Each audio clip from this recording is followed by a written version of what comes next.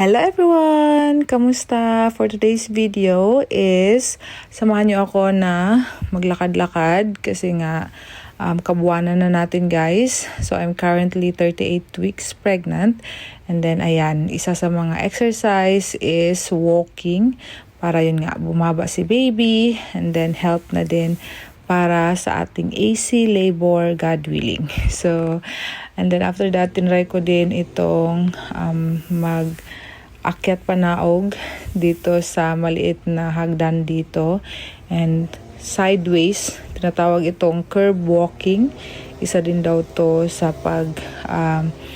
ways para maging easy ang ating labor and delivery soon. So, yan guys. Then after that, pag uwi namin is nadaanan namin ang nursing chair na ito sa isang charity. And then, gustong-gusto ko ng nursing chair guys kasi sabi ko para komportable sa aking pagpapadede.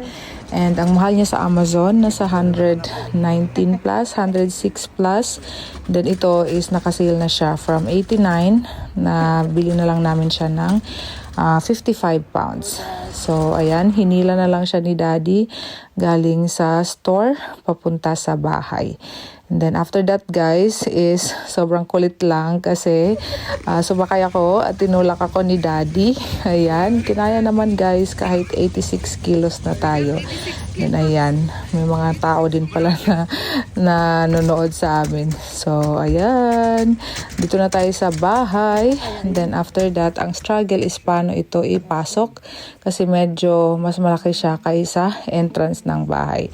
So as usual guys, si Dada ang nag-iisip ng paraan kung paano yan may pasok. And then ang ginawaan niya is parang stinrate niya lang siya para mapasok ang buong chair. And then ayan, napagod siya kasi ang bigat ng upuan na to guys. So ayan yung itsura niya pag naka-recline na. Then after that is dumaan lang muna kami din sa Lidl para ikumpleto ang aming kulang for the weekly na pagkain namin.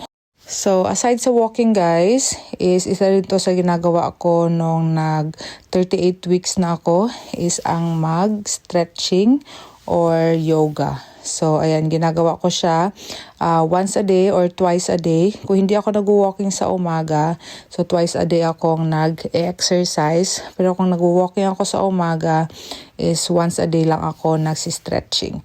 So, ayun lang muna guys for today's video. Maraming salamat sa inyong pagsama at sa inyong panonood. And we'll see you on our next one. Bye-bye and God bless. Ingat kayo guys.